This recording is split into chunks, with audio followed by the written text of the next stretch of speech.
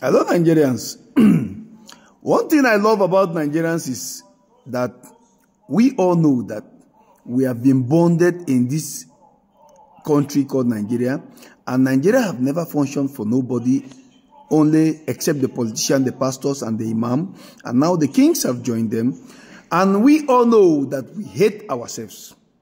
But what is baffling me, or what is surprising me, is that we still think that we love ourselves, while we know 100% that we are full of hate. You know, as an Igbo man, one thing I can never comprehend is some people expecting the Igbos to ever join them in one Nigeria. How can you explain, or how do you expatiate that these same Nigerians marched down to Igbo land and nearly wiped out all the whole of Igbos? And even what happened during the Asaba massacre, you see, and the uprising that happened to the north and Lagos, that our people were being chopped off like chicken and sent back to our land. You know, this history are there. And don't expect that after all this evil of one Nigeria, that an Igbo man will embrace one Nigeria. The quest of an Igbo man is one thing. We know that we were defeated during the war.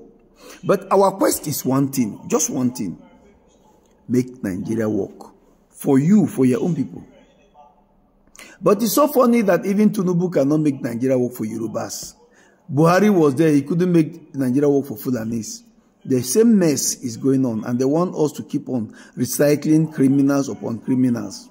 Yeah? Now some people will come, they will tell me that it's Atiku's turn. So we are now like the victim that everybody passed by and pick. These things are madness.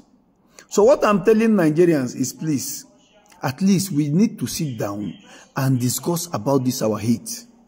We need to unite in discussing about this our hate, and don't bring in anything lie like love.